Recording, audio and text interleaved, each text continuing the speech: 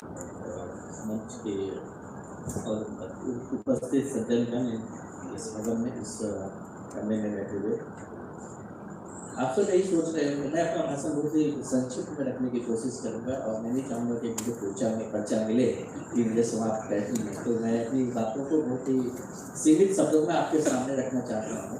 और जो द्वंद आपके मन में भी होगा वो मेरे मन में भी है कि अब आप बोले नहीं चाहिए, जबकि सारी चीज़ें बातें रह गई है। प्रोफेसर मदरस अली साहब ने कह दिया और फिर मैडम ने भी सारी बातें बड़े ही सुलझे और संक्षिप्त अपनी बातों को रखा है। तो कोई खास ज़्यादा बात मेरे कहने के लिए नहीं है, लेकिन हम शुरुआत इस चीज़ से करना चाहते हैं कि हमारे आदरणीय प्रधानमंत्री श्री नरेंद्र मोदी जी के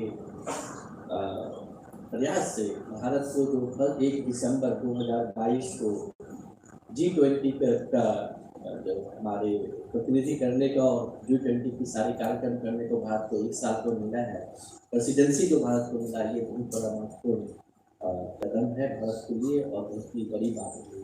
और हमें हमारी सोच उसी परिप्रेक्ष्य पे ला जाना, हमें वन नेशन से भी बढ़ के आगे सोचना चाहिए, जो हमारे प्रधानमंत्री जी ने कहा है और वो चाहते थे किसी तरीके से हम बढ़े।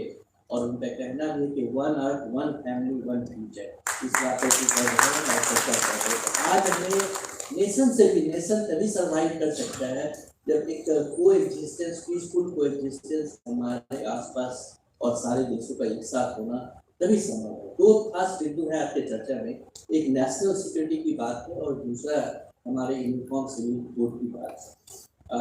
नेशनल सिक्योरिटी की जहाँ बात होती है तो हर एक देश, हर एक प्रांत, हर एक राष्ट्र ये चिंतित है और वहाँ का जो कानून है, चाहे वो लोकल कानून हो, डोमेस्टिक कानून हो और अंतर्राष्ट्रीय कानून, उसमें इस बात की चर्चा रहती है और एक्सेप्शन भी रहता है कि आपकी अगर संप्रभुता खतरे में है और राष्ट्रीय संकट है तो इन कानूनों का आप कुछ समय के लिए सस्पेंशन कर सकते हैं, जो हमारे संविधान में भी आर्टिकल 3 में लिखा हुआ है। आर्टिकल 3 अगर ऐसी स्थिति है तो आप कानूनों का ये कर सकते हैं। और मुझे खुशी है कि हमारे कोर्ट्स, हाई कोर्ट और सुप्रीम कोर्ट, जब भी बहुत सारे ऐसे केसेस आए तो उसके नाम चर्चा करने की जरूरत नहीं है, लेकिन कोर्ट ने भी नेशनल सिक्योरिटी को बहुत ही इम्पोर्टेंट दिया और उस चीज के लिए हमें शुक्रगुजार होना चाहिए अपने जुडिशियल सिस्टम को। अब नेशनल सिक्योरिटी की बात होती है, आज के समय में जो सबसे बड़ा चुनाव ये चिंता का विषय है वो आतंकवाद।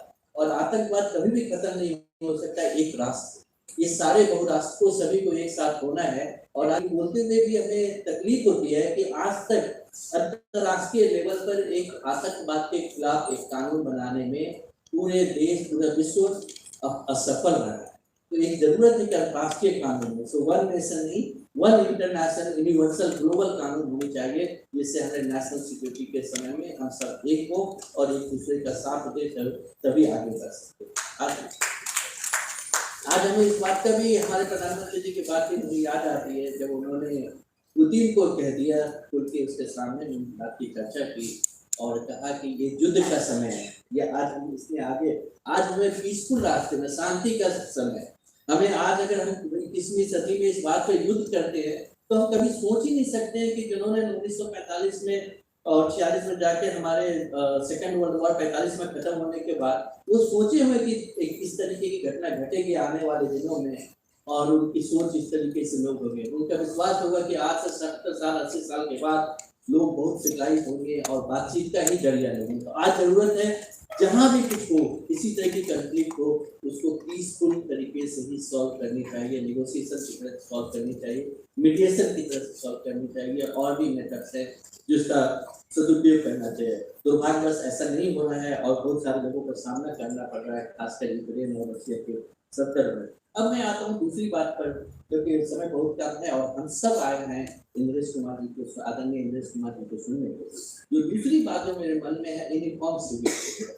यूनिफॉर्म सिविल कोड में मैं बहुत शुक्रगुजार हूँ कि हमारे दोनों वक्ता ने काफी हद तक उसको उसके पक्ष में अपनी बात कही, लेकिन मुझे एक चिंतन है कि क्या कानून से ही सारी चीज का समाधान है और कानून का कैसा स्वरूप होना चाहिए, कानून कैसे इवॉल्व होने चाहिए, क्या चीजों पर हमें ध्यान देने की जरूरत है। और हमें लगता है कि और कानून किस हद तक किसी क्षेत्र में जा सकता है। तो कुछ चीजें हैं जो हमारे कस्टम से, रिलीजियस प्रैक्टिसेस से हम बहुत दिनों तक अपने अवधारणा को रखा रहा तो कस्टम है। तो मुझे लगता है कानून को जो हमारे रॉस्को पर्ल ने भी कहा था, law is an instrument of social change.